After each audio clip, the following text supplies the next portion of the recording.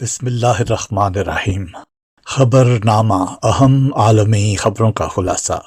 روسی وزارت خوراک کا کہنا ہے کہ روس نے 6 افریقی ممالک کو انسانی ہمدردی کی بنیاد پر 2 لاکھ ٹن اناج بھیجا ہے۔ وزارت خوراک نے کہا کہ اناج کا وعدہ گزشتہ جولائی میں روسی وزیر اعظم نے کیا تھا۔ روس کی جانب سے برکینا فاسو، مالی، ایریٹریا اور زمبابوے کو 25,000 ہزار ٹن، جبکہ سینٹرل افریقن ریپبلک اور صومالیہ کو 50,000 ہزار ٹن اناج بھیجا گیا ہے۔ اسرائیلی شہر ایلات پر یمن کے حوثیوں نے میزائل حملہ کیا ہے۔ اسرائیل ایئر ڈیفنس سسٹم نے حوثیوں کا میزائل مار گرایا۔ اسرائیلی ایئر ڈیفنس سسٹم نے حوثیوں کا مار گرایا۔ میزائل حملے سے اسرائیلی جنوبی شہر ایلات میں شہریوں میں خوف و ہراس پھیل گیا، سائرن بج گئے۔ یمن سے اسرائیل تقریباً 1,400 میل کی دوری پر ہے۔ یمن کے حوثی اب تک اسرائیل پر 6 بیلسٹک میزائل داغ چکے ہیں۔ اسرائیل بحیرہ احمر میں موجود اپنے اتحادیوں کی مدد سے یہ حملے ناکام بنا رہا ہے۔ اسرائیل کی جانب سے غزہ میں فلسطینیوں پر 139 دن سے مسلسل حملے جاری ہیں، جس پر یمن کے حوثی غزہ سے اظہار یکجہتی کر رہے ہیں۔ یمن کے حوثیوں نے اسرائیل کے خلاف اعلان جنگ کیا ہوا ہے۔ سعودی وزیر خارجہ شہزادہ فیصل بن فرحان نے G20 ممالک پر زور دیا ہے کہ وہ غزہ میں جنگ کے خاتمے کے لیے بامعنی اقدامات کے لیے دباؤ ڈالیں۔ برازیل کے شہر ریو ڈی جنیرو میں منعقدہ G20 وزرائے خارجہ کے اجلاس کے پہلے سیشن میں سعودی وزیر خارجہ نے شرکت کی، جس کا موضوع تھا جاری بین الاقوامی تناؤ سے نمٹنے میں G20 کا کردار۔ انہوں نے اپنے خطاب میں G20 ممالک پر زور دیا کہ 2 ریاستی حل کی جانب قابل اعتبار اور ناقابل واپسی راستے کی حمایت کریں۔ G20 ممالک کی ذمہ داری ہے کہ وہ غزہ میں ہونے والی تباہی کے خاتمے کے لیے فیصلہ کن کارروائی کریں، جس سے علاقائی امن، خوشحالی اور عالمی اقتصادی استحکام کو خطرات لاحق ہیں۔ انہوں نے اپنے خطاب میں غزہ میں ہونے والے مظالم کی مذمت کرنے کی اہمیت پر بھی زور دیا۔ بھارتی ریاست ہریانہ میں پولیس سے جھڑپوں میں ایک کسان کی ہلاکت پر دلی چلو مارچ 2 دن کے لیے منسوخ کر دیا گیا۔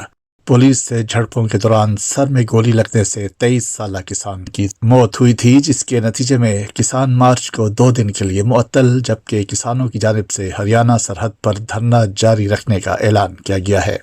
ہریانہ کے 7 اضلاع میں موبائل انٹرنیٹ سروس کی بندش میں کل تک توسیع کر دی گئی ہے۔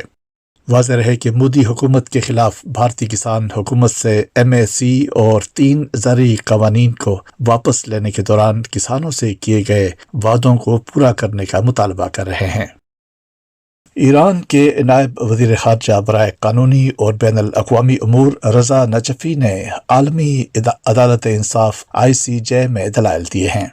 ان کا کہنا ہے کہ عالمی عدالت انصاف ICJ کا فیصلہ ہزاروں بے گناہ لوگوں کی زندگیاں بچانے کی بنیاد رکھ سکتا ہے۔ ایران کے نائب وزیر خارجہ برائے قانونی اور بین الاقوامی امور نے دلائل دیتے ہوئے کہا ہے کہ ہم بنی نوع انسان کی تاریخ کے ایک اہم موڑ پر ہیں۔ عالمی عدالت کا فیصلہ ہزاروں معصوم عورتوں اور بچوں کی زندگیوں کو بچانے میں کردار ادا کر سکتا ہے۔ عدالتی رائے حق کے خود ارادیت سے محروم لوگوں کے جائز مطالبے میں بھی حصہ ڈال سکتی ہے۔ چین نے عالمی عدالت انصاف ICJ میں فلسطین کے مسئلے کے 2 ریاستی حل پر زور دیا ہے۔ عدالت انصاف میں چینی وزارت خارجہ کے قانونی مشیر نے دلائل دیے۔ چینی مشیر وزارت خارجہ نے دلائل دیتے ہوئے کہا کہ فلسطینی عوام کے جائز حق کی بحالی کے لیے مسلسل حمایت کی ہے۔ صدر شی جن پنگ نے مذاکرات کے ذریعے 2 ریاستی حل کی ضرورت پر مسلسل زور دیا ہے۔ فلسطینی عوام کی غیر ملکی جبر کے خلاف مزاحمت ناقابل تسخیر حق ہے۔ غزہ میں فلسطینی بچوں کی ہلاکت کے سوال پر امریکی رکن کانگریس اینڈی اوگلز نے انتہا پسندانہ جواب دیا ہے۔ اینڈی اوگلز نے جواب میں کہا ہے کہ ہمیں غزہ میں سب کو ہلاک کر دینا چاہیے۔ اس انتہا پسندانہ بیان پر مسلمانوں، ڈیموکریٹس اور سوشل میڈیا صارفین کی جانب سے کڑی تنقید کی جا رہی ہے۔ امریکن مسلم ایڈوائزری کونسل کی جانب سے کہا گیا ہے کہ اینڈی اوگلز کا یہ بیان تمام فلسطینی عوام کو ختم کرنے کے مترادف ہے۔ امریکی رکن کانگریس اینڈی اوگلز کے ترجمان نے سخت رد عمل کے بعد صفائی دیتے ہوئے کہا ہے کہ اینڈی اوگلز فلسطینیوں کا نہیں، حماس کا حوالہ دے رہے تھے۔ غزہ میں فوری جنگ بندی کے لیے اسکاٹش نیشنل پارٹی کی برطانوی پارلیمنٹ میں قرارداد پر اسپیکر نے اراکین پارلیمنٹ سے معافی مانگ لی ہے۔ تنازع جنگ سے متعلق لیبر کی تحریک پر ووٹنگ کی اجازت دینے پر ہوا۔ ٹوری اور ایس این پی اراکین نے ووٹنگ کی اجازت دینے کے اسپیکر کے فیصلے پر احتجاج کیا تھا۔ اسپیکر کے خلاف 33 اراکین پارلیمنٹ نے تحریک عدم اعتماد پر دستخط کر دیے۔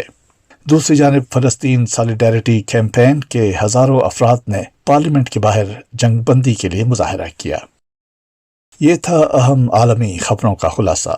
روزنامہ الفضل انٹرنیشنل 24 فروری سن 2024، صفحہ 8۔